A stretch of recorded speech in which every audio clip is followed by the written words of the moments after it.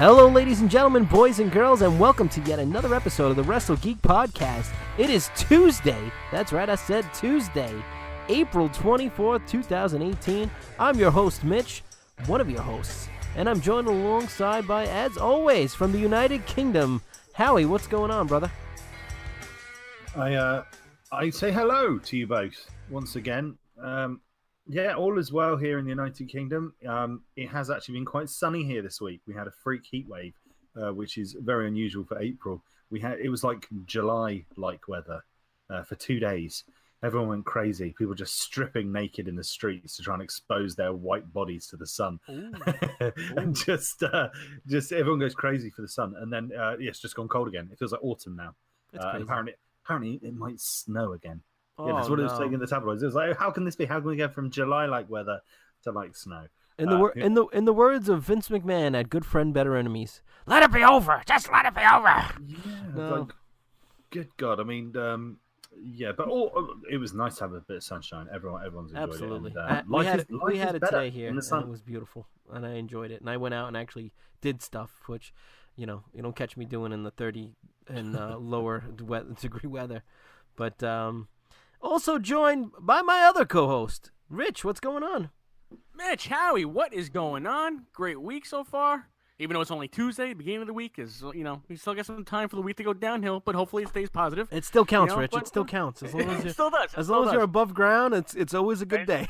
This is true. This is true. But definitely looking forward to another great episode of the Wrestle Geek podcast. Oh, yes. Woo. Let's jump right into it, shall we, gentlemen? Yes.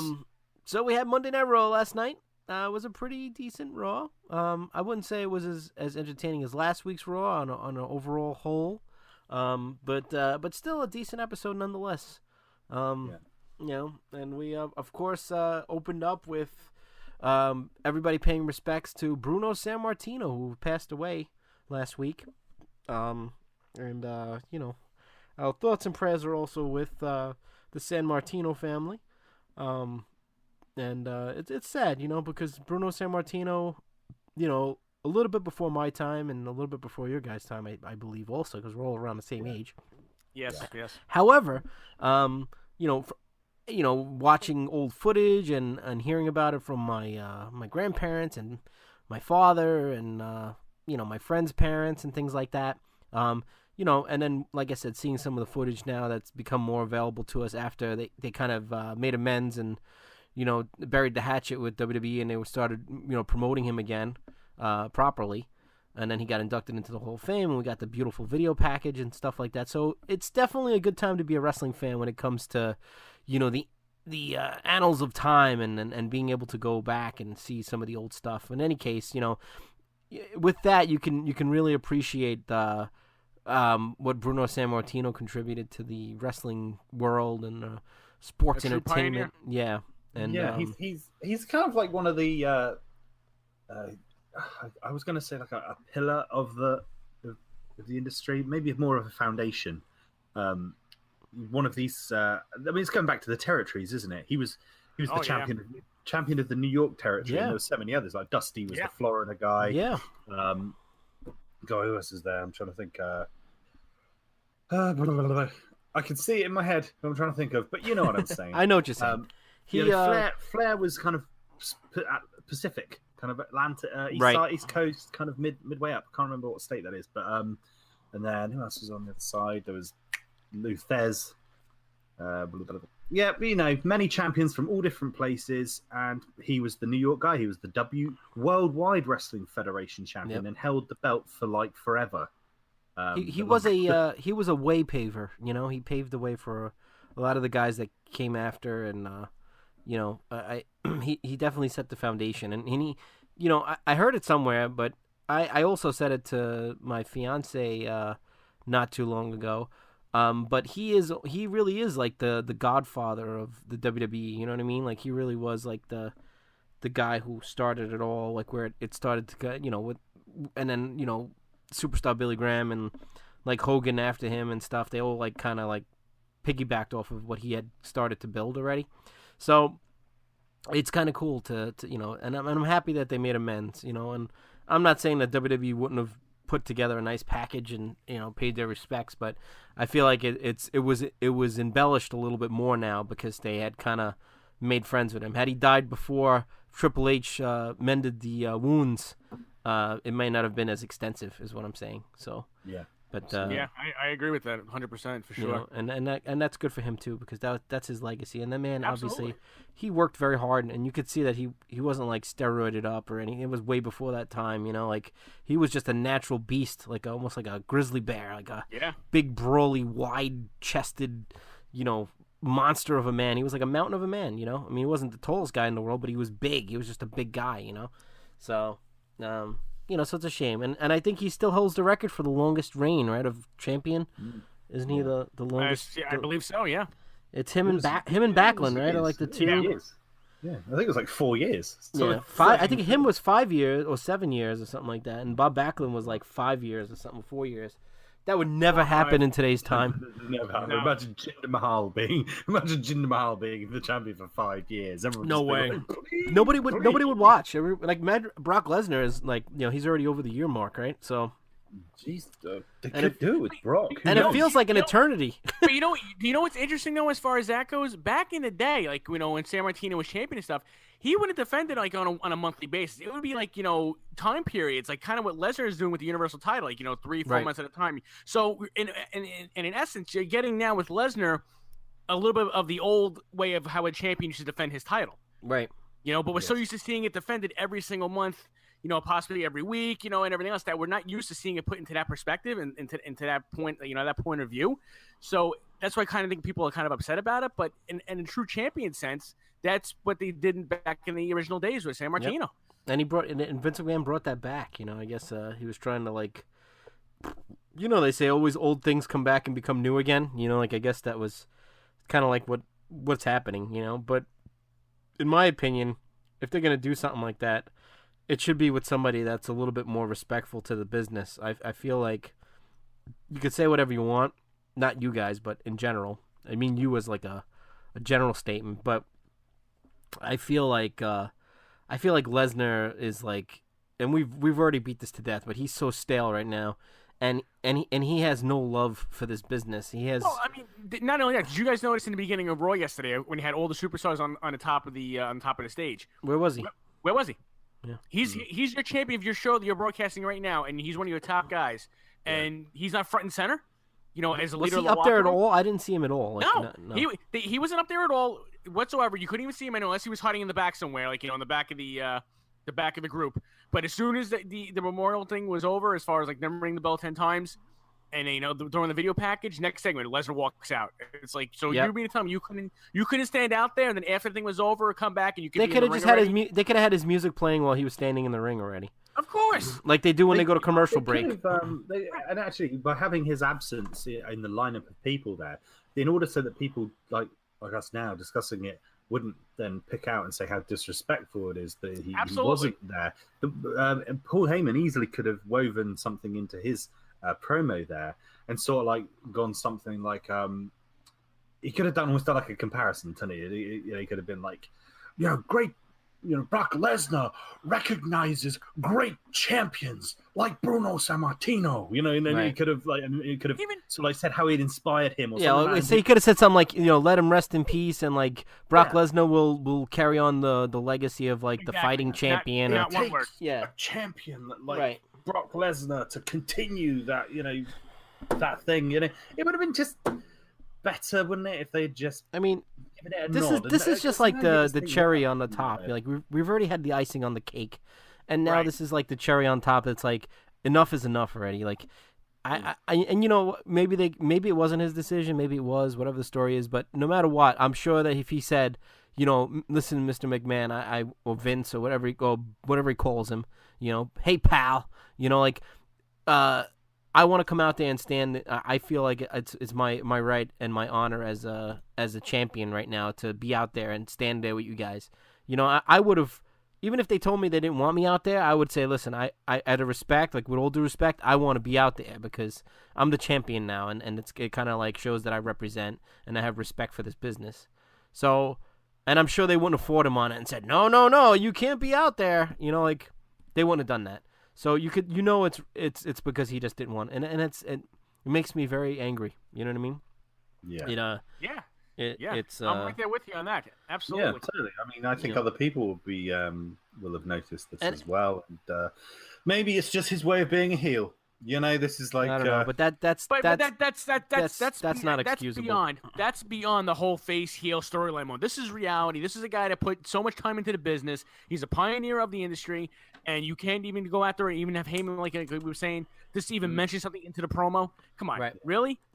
It's enough already. It's enough. It's if they're gonna have somebody with this lengthy title reign, it should be with somebody that actually gives a shit about the wrestling business, not somebody that's just there to collect a paycheck. And it's which is clearly what he's there for. He's just there to collect money, and that's he it. could really give. He's renewed, doesn't he? Like a contract, and it is the new contract that he has supposedly short term though, right? Something short term, but he's not getting paid. It's not yearly. It's by appearance only. He's getting paid. If I read correctly, I think it's $600,000 per match, $600,000 or something like that per appearance, I think. And then he's getting like an X amount of dollars for them to use his likeness, and he's getting 6% of his merchandise sales. He got $600,000 to come out last night and stand in the ring and do nothing. I believe it was 600. It was either that or 120,000, one or the other. But I believe it was one or the other. But he definitely got paid a shitload of money, freaking just to come out there and just smile and freaking make freaking facial expressions and hop up and down on his two legs. Even if it was 120,000, he basically makes more money than I do a year. Just to come out there for a 5-minute segment and stand there and look at the camera and smile. God. That's great.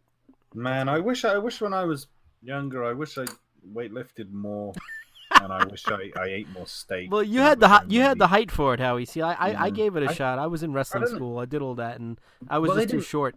They didn't do any wrestling. There's no wrestling. Well, there was a wrestling school in Portsmouth, the FWA, I think it was, who ran it.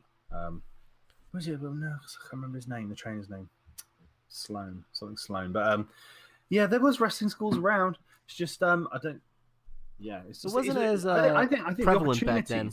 Yeah, it wasn't as prevalent. I think opportunities to wrestlers now. I think there's a real path. I think what's happened with with NXT and developmental and everything like that, it has made it something where when youngsters in the United Kingdom, obviously the kind of the national sport, or what they think is the national sport in England, is football. And everyone's crazy for football here. It's football mad. And there's a path there. If kids want to kind of like get really good at football, there's obviously it's supported in the schools. They play it a lot in school. Then they can be a part of a club, and then they just keep doing it and doing it. And obviously, there's a lot of people who fall by the wayside and never become pros. But if you do become a pro, you have really nice hair, nice clothes, and you make loads and hot women. Hot women, and it's just like and they just like wake up in the morning. They earn more money than you just to get out of bed. They earn more in a minute than you do in your entire life. Do you know what I mean? Yeah. It's incredible.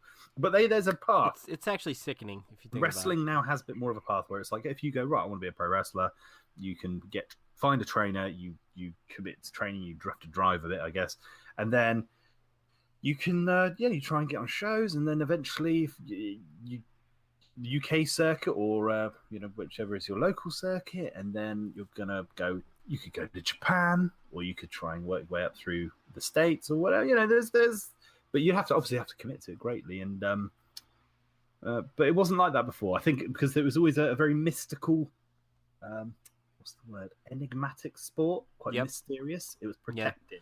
Yeah. And people didn't know, like people really didn't know, like if it was 100% real, 100% fake. Like a lot of the time, it was almost like the whole kayfabe thing. Like a lot of people didn't. You kind of knew it was scripted. I hate saying fake, but you kind of knew it was scripted. But then there was always that like little bit of doubt in your mind, like maybe it's not scripted. You know what I mean? Like it was like you said, it had this aura about it, and it was a mysterious thing. You know what I mean? Yeah. So it was protected, but it does seem like there's great opportunities in the for business. Great opportunities for business, and you look at someone like what's his name? Drew Galloway. I want to say Drew Galloway, but it's not, isn't it? It's Scottish guy in Drew WWE. McIntyre. Drew McIntyre. I said Drew Galloway. That's Drew what McIntyre. In Independence. McIntyre, yeah. I mean, he's from Scotland. If you listen to him now when he does a promo in the ring, he doesn't sound like a Scottish guy anymore. No, he's like a little bit Scottish, but he's full on American. He's like Scottish, but I'm looking at people in the locker room, and they make me suck. They make me suck all day. I hate sucking all day. It is just he's very. But dude, he has been lifting some. Oh my god, he looks like a beast. He is an absolute beast. They are marketable or what? I mean, he looks legit like he could. They better do something with him, or I'm gonna be like infuriated beyond belief. You know, he's got awesome music. He's got an awesome look. He's got awesome moveset. This man is money, you know, and they know that. And that's why they brought him back. You know? I'd like to see him in a match with Braun. I think he looks like he could.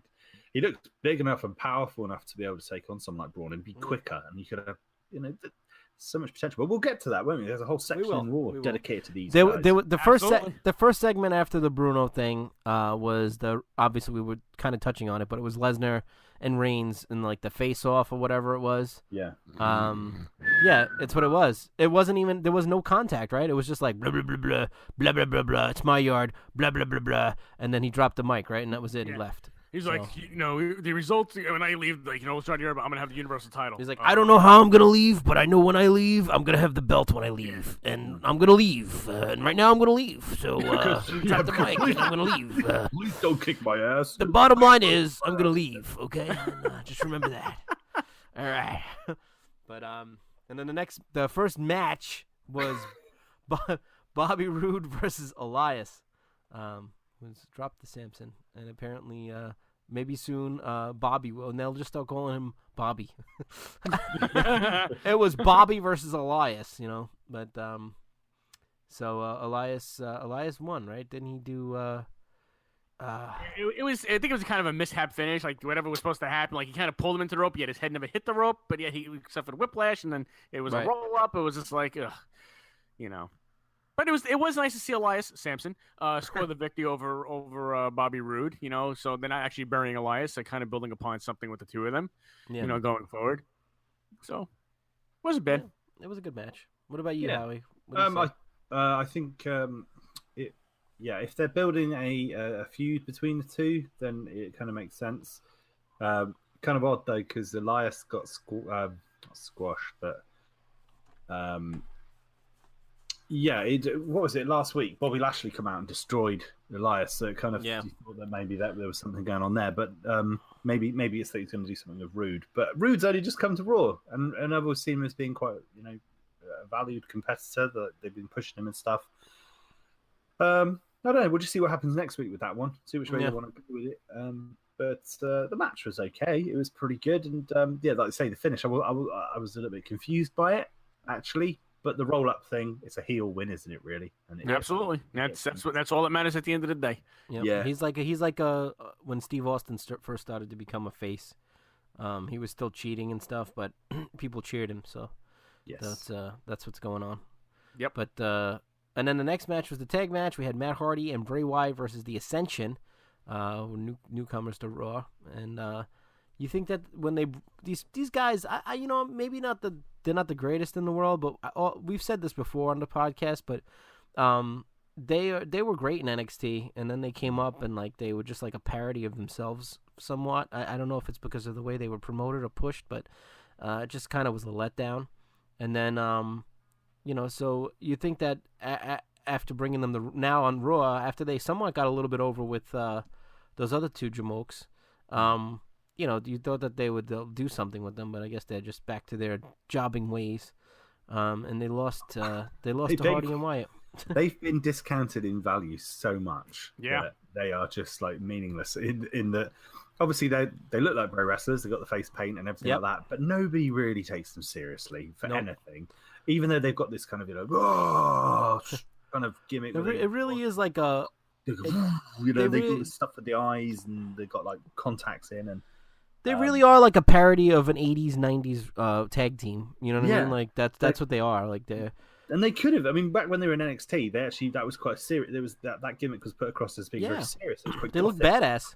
Well, they were like the Authors of Pain. They were like badass mofos. You know what I'm saying? Like, did they wear the makeup and stuff like they do now back in NXT? I don't think they did, right?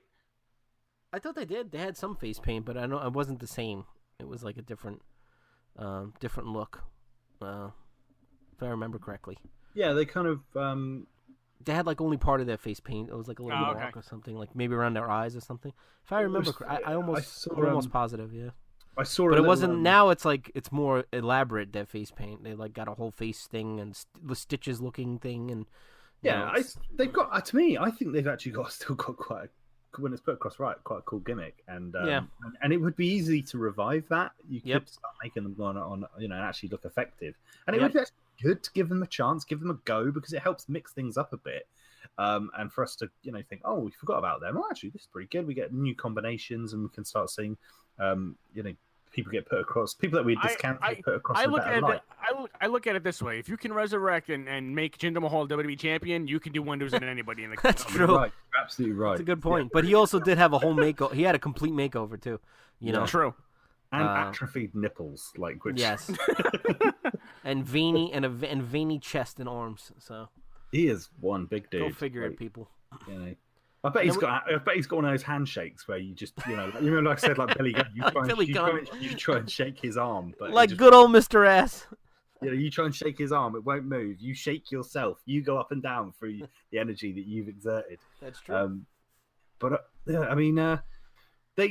was I going to say? Yeah, this is a good example on Instagram. When I woke up this morning, because I kind of because of the time difference between UK and the States. Well, when I woke up, I'm looking through, as you do. You ignore everyone in your life. You don't say good morning to anyone. The first thing you do is just catch up on social media. All outlets. You go through each one systematically: Instagram, Facebook, email, one by one, and then you may go morning to your wife or your children, but then it's like head back down. And to be honest, they're all on their devices as well. Yes, it's so true. It's hysterical, but it's sad and true all at the same time. Everyone's getting their digital hit in the morning. So there I am, and one of the first things I see is a picture of the what they call the Ascension. A picture of them with their face paint, looking quite menacing actually, and looking good. And it said a picture of them with the Raw logo, and it said, coming up next, the Ascension on Raw. Yeah. And then I read thought it meant that they were going to give them like a push, right? Yeah, and I read the comment. I thought it was, oh wow, they're going to get pushed. And I read the comments, right? And it was disparaging. My favorite comment was a guy went, "Thanks for the warning. You saved me from wasting 15 minutes of my life." Jeez. And I just thought, when it gets to that, you just think, how have they still got jobs? I mean, like, I guess they're there to be curtain jerks and just like at the beginning. Yeah. They go on the road. They're there. And you know what it is too. They're not small guys either. They're not like little pipsqueaks. You know what I mean? Like that. They actually have size to them too. Like I don't know. I don't know maybe they just pissed somebody off the wrong way, and maybe they came up with a bad ego or something, and then they said, "All right, we're going to show you." Think about it if you were a pro wrestler, like, and you're, to them, their feeling must be like, oh, we're with the WWE. This is as good as it gets. This is the best job in the world because we work for the biggest company. Yeah, but you're not going to be a legend, are you? You're just going to be there. You're going to be about as significant as Shad and JTG. Or the Warlord. Even the Warlord's got a cult following, And Damien Demento. Damien, that's a better example. Or the Repo Man. Or Max. But at least the Repo Man has a gimmick that like will be remembered forever, like Demolition. Yeah, but like if you think about like what Cody Rhodes did, for instance, he reinvented himself. By going out in the independents and like obviously being in the WWE. He's said in podcasts and things like that I've listened to. He said being in the WWE, he was earning millions, so it was like. It meant that he was able to then go, right, okay, I've got enough money. I can take a reduction in pay because I've got that backup, and I'm going to go out and because he wanted he could have just accepted what WWE were feeding him, which was the gimmicks that they wanted him to do. Right. But you can see how well his career's gone by just going out there and doing it for himself. And I believe it too. Like even Cody Rhodes said in an interview that I listened to, like he's making comparable money to what he was making in WWE. He's working more, but he's making like the same amount, or if not a little bit more. And but he doesn't have to be a jobber. He doesn't have to be Stardust. He doesn't have to. You could be himself. He could do his own thing, you know. Yeah. And even if he was making a little bit less money for whatever reason, maybe to him it's more gratifying not to be on your back count and hearing the 3 count every night. You know what I'm saying? Yeah. Yeah.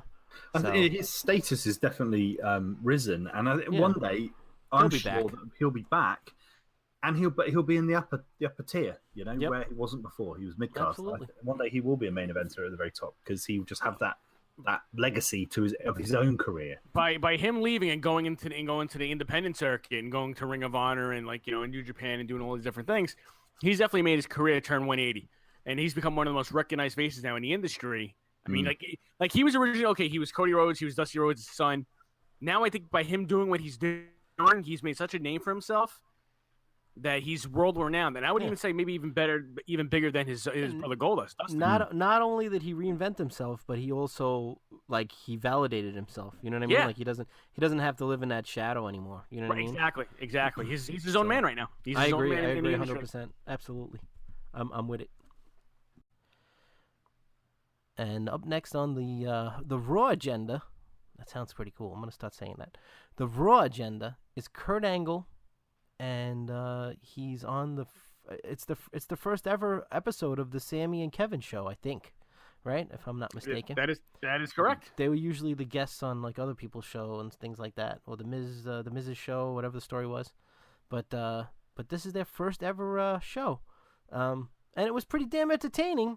But I feel like my first impression is that I feel like now they're trying too hard, and that to me that's like a letdown, or like I feel like what they were doing originally was like really organic, and it just kind of flowed, and then now it just seems like they're trying to put the character on too much. It's like coming too strong. You know what I mean? I don't know if I'm the only one that feels that way, but it feels like it's almost like forced now. You know what I mean? I can definitely see what you mean. Yeah. I think maybe it was something that happens with time. I think if you listen to our first podcast, some could say I don't know. It's the same thing happening to us. We've grown in confidence in the podcast, and I think they will grow in confidence with doing this skit that they're doing, the Sammy and Kevin and Sammy show, which is funny because I think it was in last week's podcast. I was saying that's what Kevin Owens had referred to if they were if they had a tag team name, that's what they would be called. So it's but they're a good fit for it. And now with this with Miz going over to SmackDown, then it leaves this opening. But I do agree. I felt like, especially when Sammy was talking, I think more so because but it'll pay dividends actually, because I think the more contact you get a wrestler or a sports entertainer to have with the audience, like that's how Elias got over, because he was just given time with doing his singing and guitar skit. So this is they'll probably get over and become faces. Yeah, I mean it's gonna happen, and I think I was saying this last week or something. I know I said it at some point, but they really remind me of it's like a next gen DX type thing where like they're they're almost like filling that role. The anti-authority kind of role. Yeah. It's like they're spitting. It's like Kurt Angle is Sergeant Slaughter in there. Exactly. Yeah. Exactly. Except he's still much more talented than Sergeant Slaughter ever was. This is true. But even in his broken down humpback stage, he still has anybody found news on why he walks? Is it just all his injuries that he looks like I don't know. He looks like Don Rickles when he walks. I don't know. I see he's gonna look like Don Rickles when he gets older. But yeah, so they're kind of filling that heel void, like the sarcastic, like almost like the adolescent. I don't know. It's definitely got that feel to it, and I think that's what they're going for now. And but I just feel like now they're just trying too hard. Vince McMahon's probably in the back going, just lay it on him, damn it, give it to him, just give him a lot, and meanwhile it's like, they could have just continued doing what they were doing when they were like organically, and it was actually working, like the anti-authority thing, like it worked fine, like they don't need to put that extra sarcasm on it, Like I for one am so sick of these kind of segment talk show things that they're doing on Raw and SmackDown. It's like the Miz is one thing. It's like that's one way of him getting over. and it's established too. It's been going on for years. Yeah, you know what I mean. So it's like it's almost like Piper's Pit in a way. It's modernized Piper's Pit. You know what I mean? But it's like They all should these go other back ones to that come up. the way they did them back then, like the Snake Pit and the Piper's Pit and the barbershop and all that. They should have like a separate set, like set up that they set up. Yeah. You know, like make it a little bit more unique that they're not just standing in the ring with a TV screen or a a highlight reel had like that, that screen or whatever. He threw Shawn Michaels through or whatever. The Geritron 5000. The Geritron 5000. And Shawn Michaels had to wear like eye patch or whatever for like the next year, but yeah, they should definitely do like a separate set like that. That would be so cool. Like the funeral parlor, that was so cool, man. You know? Yeah, I always preferred that. I used to love it when they used to do the interviews out on the way. Like Mean Gene would stand on that stage, that little black stage, and they would come up the steps and be like, and you'd see like Rick Rude with his like hands on his hips and like, and then Bobby Heenan be like, "This man is the next Intercontinental champion." It sounded more like Mr. Perfect there. But the one I always remember is when the Ultimate Warrior. He turns up and he was wearing a jacket that day actually, and I always thought, why is he wearing a jacket? He never wears a jacket. But lo and behold, he did that whole Papa Shango thing where he had like ink or blood or something running down his face, and he was like holding it in his hand. He was going, and that as a kid that had a real impact on me. I was like, what is going on? That was scary. Then wasn't he like in the back, like on a stretcher, threw up and stuff like that? Yeah. He threw up like pea soup, like The Exorcist. Yeah. It was amazing. It was Papa Shango. It was, you know what I mean? It was Papa amazing. Shango was awesome. It was a good gimmick. I love Papa Shango. I loved any of those dark, except for Damien Demento. Bring him up again. Oh, God. He's probably going to send us hate mail now. I heard you guys were talking about me. He was he was the guy that started that whole internet bullshit, talking back on the internet. That started from him. Let's get him on. We need to try and secure a guest. We should. Damien Demento and the Iron Sheik were the first two people to like really throw caution to the wind and like be like completely outlandish on like shoot interviews and stuff like that. They're the first two I remember seeing. It'd be great if we could get the Sheik. Oh my God, Sheiky baby, geek Sheik. We have a little medicine. We smoke a little medicine. We drink a little medicine. I make him humble. We have the cracker pipe. I put him in the camel cut and make him humble. Oh man. But in any case, so that segment ended. Whatever the story is, he put them in a match later on in the evening. What's Demento doing these days? I don't know. I'm gonna look him up though. When we hang up, I'm gonna break out the Demento's Autos. Demento's Autos sells cars. I am gonna break out the yellow pages and I'm gonna look up Damien Demento Auto and I will find him. I will find him. I guarantee it'll be like in New Jersey or what's that other? What is it called again? We met earlier on, Mitch. I was talking to Mitch about. I was sending an order of retro belts, which is a new product available from the Wrestling Figure Workshop and Hastel Toy in the U.S. In the United States and Canada. And I'd sold two sets of retro belts to a gentleman in Jersey, which is an island, which is basically the Channel Islands. It's between the United Kingdom and France. And Mitch says there's a place called Jersey, and I was like, yeah, the original Jersey. That's why your Jersey is called New Jersey, because it's the new one. And it's like like New York, the original New York. I never knew the Jersey one. There's a place up north in the United Kingdom. That's the original York, and then there's the New York, which I believe was New Amsterdam originally, wasn't it? I think if you go way back, but I digressed again. What was that other town called that sounded like Jersey? Oh, so there's Jersey, the island, and then there's also another one called Guernsey with a G. And Mitch thought it was hilarious. Yeah, it's like, hey, I'm from the Guernsey Shore. I don't know why I find that name so funny. Yeah. Maybe they could have a new Guernsey. Anybody from that town is definitely an inbreed. I think Guernsey. I'm from Guernsey. I'm an inbreed. Guernsey. I think it's quite affluent. I mean, I've not been there. I've not been to Channel Islands. That's something I have to do. It's on the bucket list now. I'm going to go there. Me too. I'm gonna take a Channel picture. Islands. Like you'll see me in front of the sign with my thumbs up. Like Guernsey, I'm Guernsey. New Guernsey. But anyway, so we have Dolph Ziggler and Drew McIntyre in their first match. This is his first match, right? Drew McIntyre since he returned to WWE, technically, right?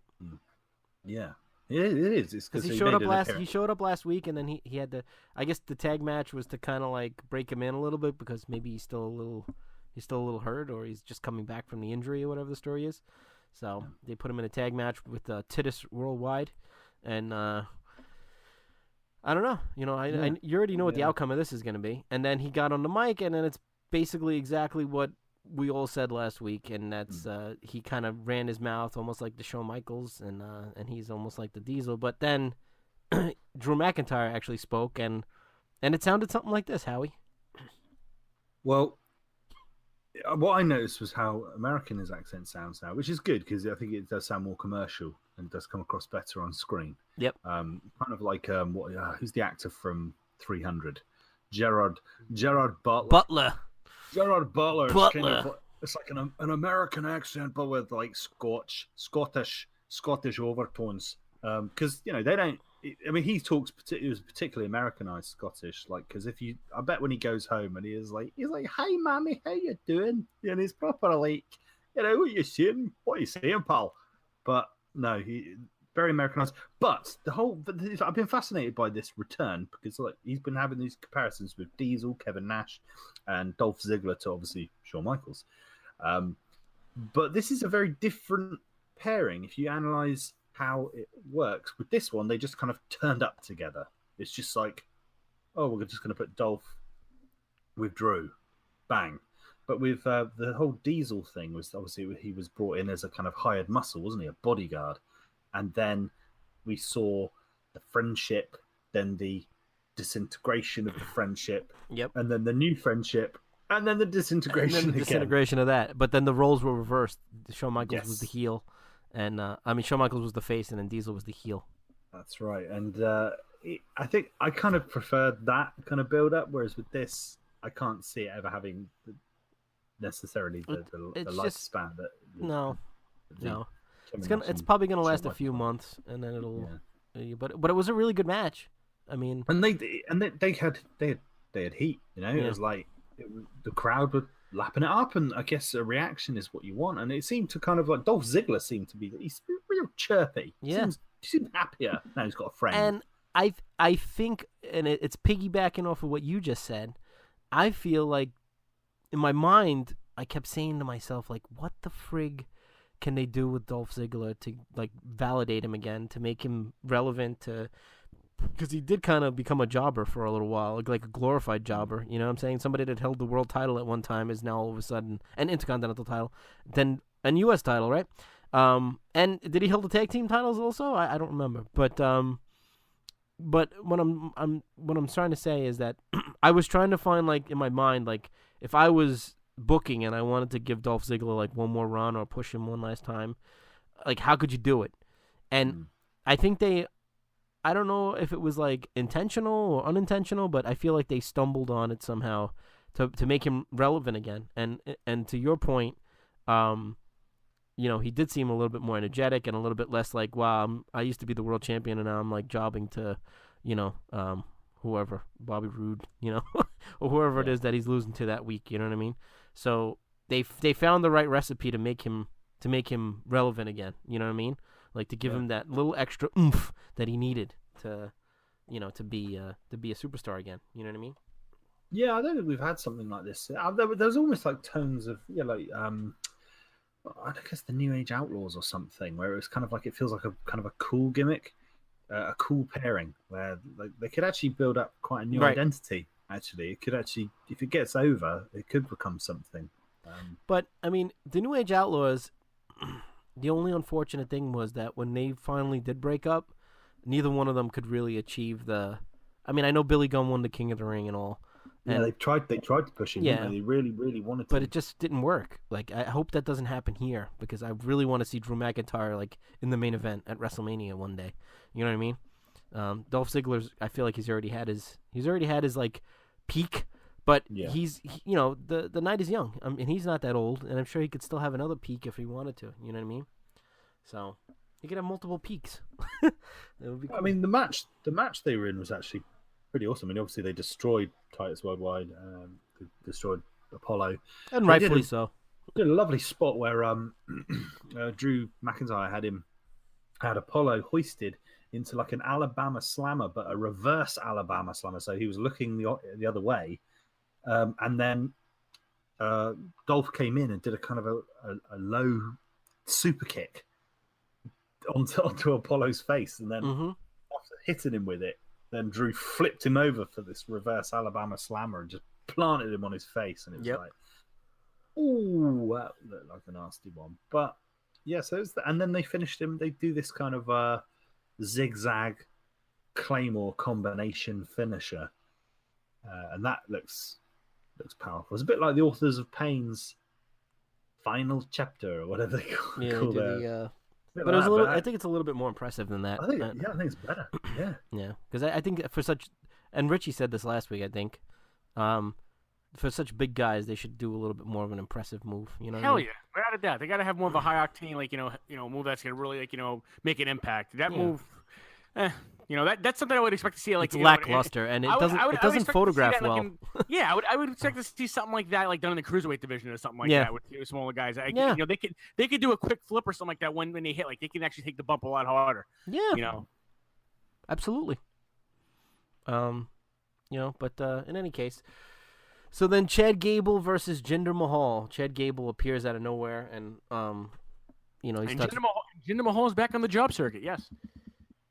Well, yeah, he's at least until the greatest Royal Rumble, and he wins the title. He may win every belt in the entire company. Yeah. When they get to Saudi Arabia, just be like, Jinder is now booked. What is this? It's Jinder Mahal interfering. He's going to an attack titles by himself. The great Khali is coming out at some point. A new stipulation that every title is on the line 24/7, but the only person who can challenge for them is Jinder Mahal and the great Khali. Yes. And the great Khali and Tiger Ali Singh and Muhammad Hassan and the Iron Sheik. Make them humble.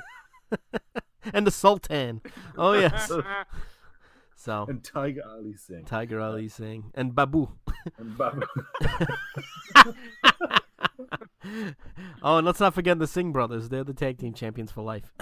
But in any case, so Chad Gable pulls one off. He wins, right?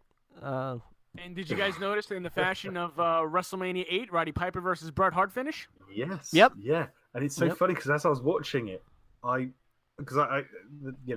could see it coming, especially being a wrestling historian of types. Yeah, I think there is. It makes perfect sense to do that kind of book, and also because obviously his Kalas move that he does, the Cobra Cut Slam, perfectly set up into that position where he could do that move. Wasn't like the Excellence of Executions version of though when he did it against Roddy Piper from a sleeper hold, but it was a nice touch. I like seeing wins like that, and it's good because he was booked. It was booked in a way that he was a small opponent, and he was even and they set that up psychologically, didn't they? Very openly, where Jinder kind of mocks Chad Gable for his size, doesn't he? He goes, "Oh, you're the little boy, Nicholas, who won the tag team championships with Braun Strowman," and everyone laughs. And he's like, "Oh, that was a good insult, though." It was good. The build up was good, and that's the way you do it, because Jinder, he's former WWE champion, former US champion, is he a tag team champion as well, formerly? Can't remember if he held tag team championship, but he's got, cachet, and so I guess maybe they're going to give Chad Gable a little push. I mean, I remember them kind of experimenting with it before. He got some singles wins.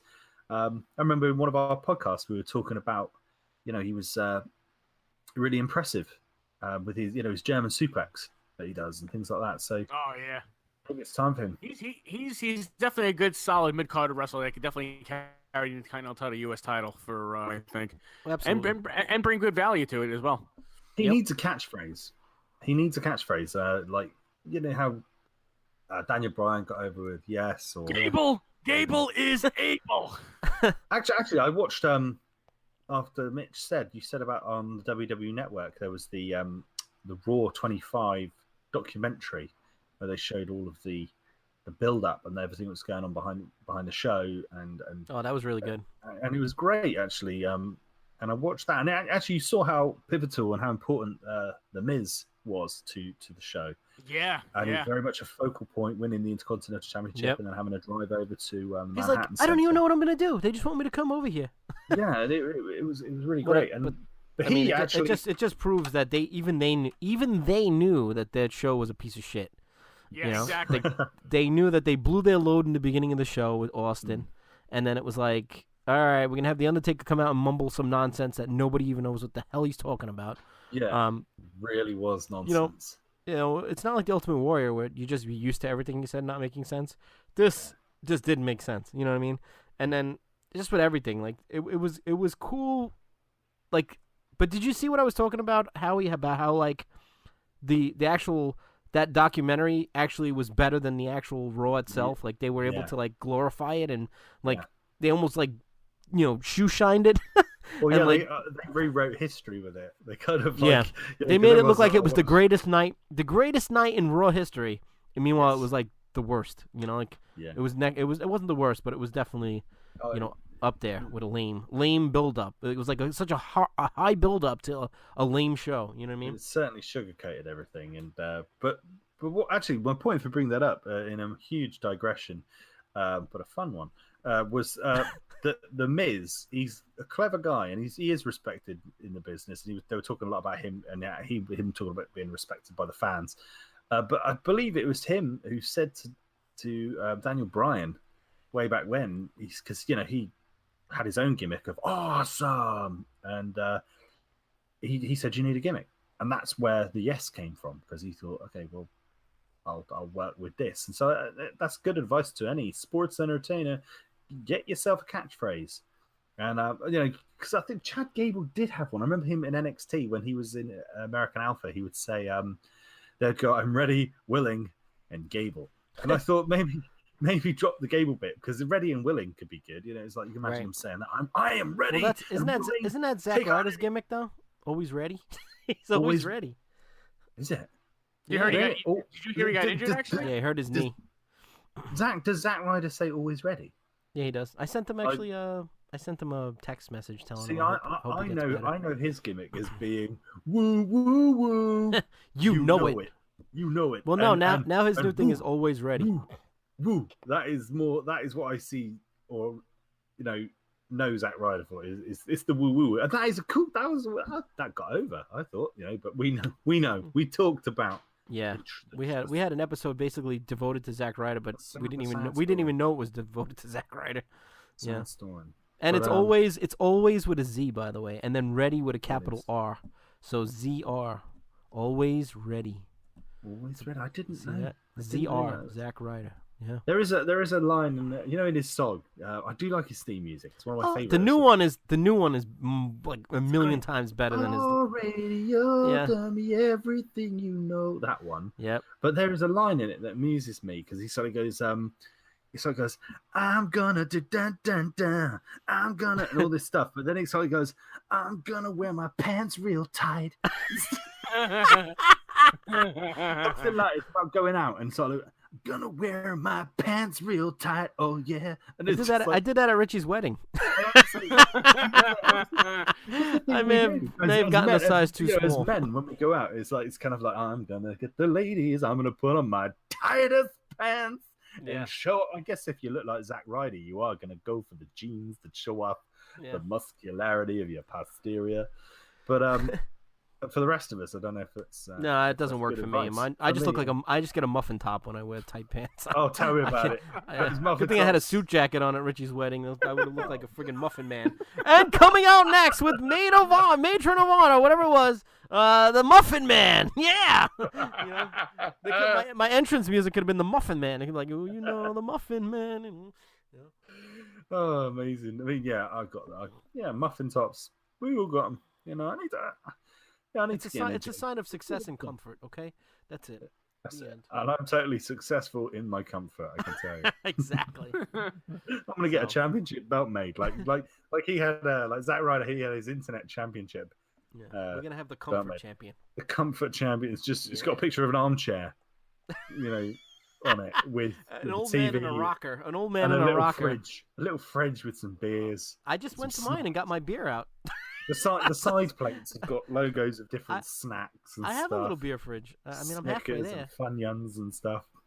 Now I just got to get my rocking chair, and I'll be all right. I'm a lazy boy. Richie knows about the fridge. He knows about the yes. fridge. Yeah, Awesome, he used to come right in my house, and that would be he would just go right to the beer fridge. Be like, hey, I'm gonna grab a beer. I've had a long damn day. I'm gonna go grab a. Hey, Rich, go ahead, no problem. Mi casa es su casa. Mi beer es your beer. Okay, cerveza. But in any case, so the next match was Bobby Lashley and Braun Strowman. Who the hell are gonna beat these two guys? Versus Sami Zayn and Kevin Owens. Sami Zayn and Kevin Owens is not who's gonna beat these two guys. Nope.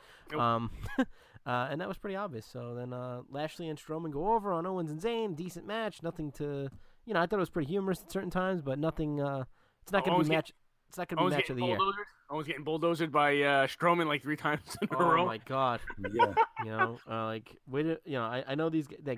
It's supposed to be they run their mouth, they talk a bunch of trash, and then they somehow pull it off in the end. That's what I thought was going to happen.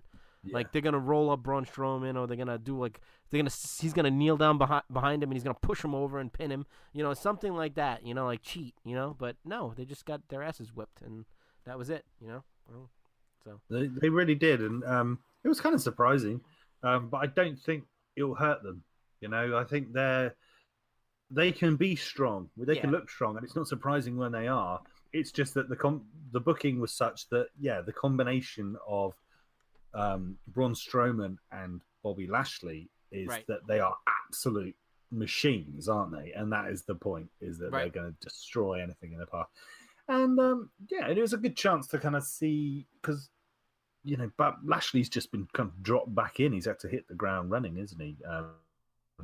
Hasn't gone back into NXT or anything. He's back into main programming. No, I was surprised at that they just brought him back. I guess it also has to do with his age. He's not the youngest dog in the fight either. You know what I mean? So he's actually up there. So maybe do you reckon when you're like Bobby Lashley, when you're built like Bobby Lashley, or even Braun Strowman, do you reckon your strength can be like a curse? To us, we think it looks really cool. You'd be like, wow, I'd love to be that strong. Do you reckon when they try to open the door, they break the door handle off and they're just like the Incredible Hulk? Just like the hinges. You flush the toilet and you break the handle off. And you're like, they get really mad and they slam their fist down on the car and like the bumper falls off. Son of a bitch! They're just way too strong for normal things. They get into the car and they close the door on the car and the door falls off the car. Drinking a can of Coke must be really difficult. Yeah, or like they're and the Coke goes everywhere. They're just like, damn it. Well, like they're in bed with a woman and no, never mind.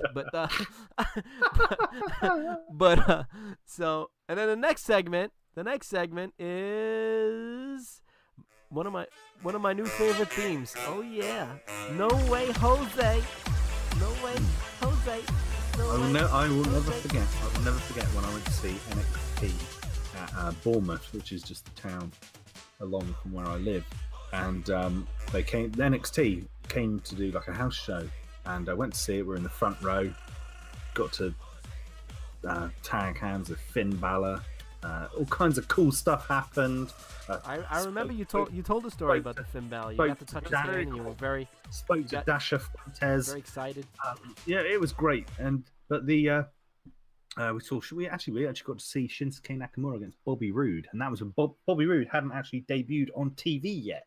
He just turned up on this tour and played it, and he didn't even have the glorious music yet. He just had like generic kind of guitar. kind of music just come out. It was just like Bobby Roode's here. Everyone was like crazy. Everyone marked out. But I can't remember. How did I get to this? Jesus, I've completely. You were talking about No Way Jose's music. No Way Jose. He was the curtain jerk for that particular event, and he comes out right. And I always remember thinking this is going to be amazing. Like when he comes out, because he was quite new and fresh. It was like, No Way Jose. Everyone's going to go crazy. Real party atmosphere. I remember me and my mate Tom. in the whole place, we're the only two people that stood up and started like kind of dancing. Everyone else, You were the only two that jumped the guardrails and got in the conga line. we did. We stood up. We were in the front row. We're just like we're there doing the kind of like the dance that you do to the Fandango theme. That we're just like pointing our arms, going up like that. Look behind us, and the entire place is just like sat down flat, just watching him as he comes out dancing. We're just like, oh, we better sit down then. Yeah. So I mean. Do you feel like it when you see it on the big in the main product now? Do you feel like it looks like a bit of a regurgitation of the Adam Rose concept? Yes, 100%. Yep, absolutely, 100%. And somebody else said that to me not too long ago. I think it would have been like obviously it's blatant, but like Danielle said she was so funny because we were there watching and she's like, all right, here comes Adam Rose V2. I was like, really? Did you just say that? Yep. You know? It totally is. But yeah, absolutely. It's definitely got that vibe. I was surprised he went to Raw. I always thought SmackDown... He looks like a better fit for SmackDown for some reason, right? Definitely. I've always thought the Blue brand was the place where you can get away with kind of like fun gimmicks. It was because Raw at the end of the day is called Raw, and it's meant to be like raw, uncut, uncensored. It's meant to have that kind of edginess to it. Yeah, kind of like the night that my son was conceived. It's gotta go that way. Yeah, and then he basically he got his ass handed to him by Baron Corbin. He got chokeslam backbreaker and all this other nonsense. So I guess they're starting a feud between these two guys now. So freshly onto Raw, both of them, and is that what they call his move, the chokeslam backbreaker? Yeah. Really? You think with being Baron Corbin, they'd give it some kind of name, like they call, I don't know, like the. Well, what was that? What was it? End of Days that he used to do? The End of Days. Like. Does he still do that? Or did he stop doing that move now? I don't even know. But it was a bit that was telegraphed. Impressive. It was impressive, but it was kind of a bit. They have to kind of like jump into. It's like a jive dance move, the Pepsi Cola, where they have to like jump up onto you and then you swing them down and then back, but then he plants them down. And so it's like Dolph Ziggler did it. They actually did it the best though. Whenever you can sell anything. Rich, can you still hear us? I can hear you. I'm here. You broke up a little bit then. I thought we might have lost you. Wait, nope, I'm here. You lost you again. Nope, I'm here. I'm here. Good.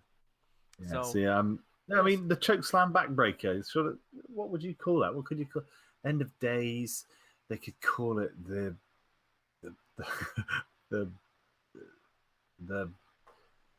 This is a bit like a WWE creative meeting. This is what they must do. They must sit there and then Michael Cole goes, just call it the chokeslam backbreaker. And they're like, yeah, it's cool. I hate Michael Cole, by the way. I don't know if I've mentioned that a million times yet, but yeah, definitely hate him. I saw a video recently of from the last NXT takeover of Mauro Ranallo color commentary from NXT. They had like a camera on him the whole time on the desk, like one of those compact cameras. What are they called again? Oh, it doesn't matter what brand GoPro? it is because GoPro. Other brands are available. But the GoPro. We're not making any money off of that, by the way. And the excitement that this guy has, the passion that he's putting into his color commentary, he's like, oh my god, he stood up, he's jumping out of his seat, and he's completely investing emotionally in the product, and that belief he has in the product comes across in what he does and makes you believe it, and obviously creates a fantastic show. And then you compare that to someone like Michael Cole, who's just like phoning it in. Johnny just sat there, just like, "What? I'm just doing this for the millionth time ever," and he doesn't get excited about anything. I remember this. I think it was during WrestleMania when I think when Shane jumped off the Hell in a Cell when he's taking the Undertaker, and then you clearly see Michael Cole reading off the script like on the paper. Good God, he's broken in half, and it's like, really, you can't come with that up with that on your own. You have to read it off a piece of paper. It's like reading in the brackets. For the love of mankind, he is broken in half. Excited, yeah. Raise voice in tone and sound excited. Maybe even stand up. And he's like, okay. Just following, but yeah, Mauro Ranallo. I mean, I salute him. I actually think they should do that as a regular. They should have like a Ranallo cam, Ronaldo, is that how you pronounce his name? Ronaldo. Yeah, I love him. Moro can have just a camera on him the whole time, so you can always, at the end of every pay-per-view, watch back and see when he got really carried away, because it was inspiring to watch. Absolutely. It really was. It really, really was fun to watch. Because above all, like he's working there, he's a commentator, but he's a fan, and that plays into everything with him. And he also has which like makes it that more special. throwback voice, like the old school like commentator. You know what I mean? It's a proper commentary. Like, there's something about commentary when it's done. It makes you feel reassured when it's done well. It makes you feel like they're in control, and you feel like, yes, I'm really. It helps to organize it in your mind, that you trust in what they're doing, and you think, yeah, this person's in control. He's the master of ceremonies as such, and I think like you say, that old school element to him. But also, what I respect about Mauro Ranallo is the amount of different types of color commentary he's done for different sports. So he's done Glory kickboxing, he's done New Japan Pro Wrestling, MMA. He's done so much stuff, and he's really knowledgeable on all of it. He knows the moves, he knows who the people are. There's none of this. Was it Michael Adam Lee? Do you remember him? Where he God, he just make up moves. Everybody's names. Mispronounce names, and he'd just make up moves. He'd be like, "That was the headlock slam." So bad. Oh, that was what a great spine cracker. Spine cracker. Oh god. You know what I mean? Whoa, he really got ringed in the neck. Wow. He really did. He just made shit up as he went. Brilliant. But so then we had Seth Rollins and Finn Balor versus the Miz Taraj, well, whatever's left of them. Yeah. It is what it is. I didn't. This match didn't really do anything for me. And they could come up with something better than this for these guys. Two guys are very, very talented. They're making them into a complete joke. You know what I mean? Hopefully they can do this thing where they'll just keep building on it, and eventually they will land and find what it is they're going to do next and have their own identity and do something. But I think the thing that surprised me about this whole match, where they ended up in a tag match against Finn and Seth, who they were obviously seeking kind of employment with earlier in the night, that led to this confrontation, this showdown. The thing is, though, is it just ended once again. We've seen this a lot where Finn Balor and Seth Rollins are rivals for the Intercontinental Championship, and they finished the match on a win, and they were just there like, yay, we're the good guy face, white meat baby face winners, yeah. And it was just like, no, it would have made more sense if they lost the match, because it's not going to damage them as singles competitors, because they're not a tag team. Right. So, and then what it would have done is elevate Hennig and Dallas as a tag team, as a duo still, and think, hey, getting rid of Miz is the best thing that's happened to them. They just got, even if it was a shit win, even if it was like, what they should have done is booked it so that Balor costs Rollins the match, and then it's like, then at the end there's a shove. There's kind of, Rollins could have come back and been like, shove, and then he shoves him back, and it sets up the match then with animosity going into the Great Royal Rumble. And then that way we go, okay, they're in competition with each other. They've got beef again. That's the whole point of wrestling, isn't it? You're fighting, combat. There's got to be a bit of hate there. You can't be like, we're best of friends. Let's get it on and have a fight. Because that's not nature. Nature is that fighting is what takes place in confrontation through enemies. And so you can't build up to a confrontational match for a title at a pay-per-view and then be friends. Not without that at least being acknowledged. You know what I mean? But yeah, so to me, the booking was a bit off there. Yeah, I definitely agree with you. I agree. And that's all I gotta say about that. I mean, like, as far as like the Miz Taraj goes, I'm waiting for that one giant promo with this. If they're going on a losing streak, right? Yeah. And they'll say, you know what the hell are we doing here? Like, I'm the second generation. Actually, he's a third generation superstar, Curtis Axel. With his dad, with Larry X getting Kurt Hennig, and then Bo Dallas could be like, obviously, with Erwin I. Shyster, with Mike Rotundo and everything. It's like, let's have like an actual establishment with them with their family lines. and then they just go on a complete tear going forward. Like they just like completely just change their whole gimmick around, and then just go on and actually like have the whole legacy as a combined unit with their families behind them, with the family name. Yeah, and just make that your gimmick. Make that your gimmick that they are of pedigree, and so therefore they deserve a shot. They run into the same problem that we were talking about before with Cody Rhodes. Maybe they don't want to be in that shadow, and they don't want to have that. You know what I mean? They don't want to have that stigma on them. You know what I mean? Like they want to be their own people. You know. So I mean, I don't know. It seemed to work okay for Randy Orton. You know, that's all I'm gonna say. You know, like it worked fine for him. So it works fine for Charlotte. It works fine for Natty. You know, like why wouldn't it work for these dudes? You know, like because they tried it already and it kind of didn't work with Curtis Axel. You know, I don't know, and you can't say it's because she has he has big shoes to fill, because look at Charlotte.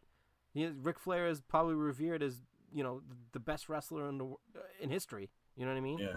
All they could do now to make it worse is if they called Curtis Axel, they called him Mr. Imperfect, and everywhere he goes, he just like falls on things and locks himself in cupboards, and like he's just like.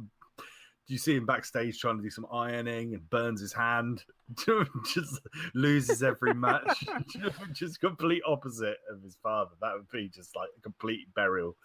But even if they just made them just like really like straight cut wrestlers, like kind of what the Revival are doing, I think it would work, because they're just it would be that thing where they could just be like no nonsense. Just like let's just hope they land well from this, because obviously it's still up in the air if they're going around with this gimmick where they're trying to like lackey on to somebody else, and who knows what will happen. I live in hope that something good will happen. Yeah, I mean, because I actually genuinely like them too, so it's not like I don't want to see not that I really want to see anybody fail, but I wish the best, and I liked Bo Dallas. I thought it was funny and cool that gimmick that he used to have, with the Believe. We talked about this on a previous episode. But, and he was so over when he was in NXT as champion. He was so over. Very much. It's that NXT curse, man. Only a few people survived that NXT curse. Yeah. You establish yourself really well, then you bring you back up here, and then you get lost in the shuffle. You lose you in creativity, and then that's it. You're done. You're a job, or you have an irrelevant gimmick, unfortunately. So, and then the main event was the 10-woman tag match main event, which again, it was okay. It wasn't a snooze fest, but I think it could have been a little bit better. I guess anything could always be a little bit better, but it kept my interest. But I kind of expected a little bit more from it. Maybe I'm just being picky, but it felt a little forced. I think towards like the injury with Natalia, and then towards the end with Rousey coming out, and Rousey's in-ring performance is always like she's always top notch. I think she puts the full effort into it, but when her acting skills and everything, as far as like just trying to get the whole motion of the storyline going, it is like so like it feels so forced and like unreal. I think watching her, like she really has to work on like how her movement is, and how like the just her whole body language has got to change a little bit. She seems like she's too stiff and she's trying way too hard. She's just kind of needs to kind of let it flow. Yeah, I mean that's my opinion of it. I honestly, so yeah, she needs to go and do some like drama lessons. But they'll do the holistic drama lessons where at the beginning there'll be just like a whole load of people all in a room, and they're just like, right now to get in contact with our emotions, we're just going to do some stretches. And what we're going to do is, as you bend over for the stretch, you're just going to go and they're like, that's right, really let it out. And they're like, Rhonda, come on, don't be so wooden over there, let it out. She's like, I can't. And then she ends up putting them in an arm breaker. Generally, they just she like, because when she got slammed through the table the other week, before in the lead up to WrestleMania, when I look back at that and you see the look on her face, it was like she was confused whether to look hurt or angry. And do you know what I mean? So she had this kind of like, she was like holding onto her kind of midsection a bit, and she was like scowling up from this wreckage of the table. And it's just like, no, people need to brief her a bit more. Gets, that, like you said, Rich, body language counts for like 90% of the storytelling in pro wrestling. It is all about body language and positioning. And we will be watching her progress carefully. I'll be making We are going to put her progress under a magnifying glass, people. We're watching you, Ron. If you're listening, Ronda Rousey, which I doubt you are, but if you are, which she's and not, I just did the meet the parents thing with my fingers and my eyes. We are watching you. We are watching you. Can we get her on the show? Can we get her on the show, Mitch? Yeah, right. You got $100,000? You got $100,000 in your back pocket? Who can we afford? Surely we'd get like one of the old female wrestlers. I don't know, Victoria or something. I don't know. This is what we got to work towards. We're gonna have to work towards, doing what they do in pro wrestling podcasts, which is talk to wrestlers. Surely, maybe I don't know, Zack Ryder. Maybe if we sent him some championship belts, and some ring stickers. You can keep your fingers crossed and click your heels 3 times and see what happens. I don't know. but in any case, that was the end of Raw, folks, and it was a good Raw. Like I said, it wasn't mind blowing, but it wasn't snooze fest either. So they're keeping up the pace, but you can tell that there's a slow decline, and hopefully by next week it's not plummeted. But interesting stuff happening, and we hope for the best. We keep our fingers crossed and click our heels. That's all we can do is hope for the best for Raw. So when we look at the graph, we would say that the correlation has been negative from last week. We've gone down slightly. So around WrestleMania, we know it always goes up in quality to a very good Raw, and so. But then a week after post WrestleMania Raw, we also felt it was of a high standard, but now we think it's actually gone down ever so slightly, would you say? Yep. Yeah. There's negative correlation. Hopefully next week they can change that and it can go back to a positive correlation on the chart.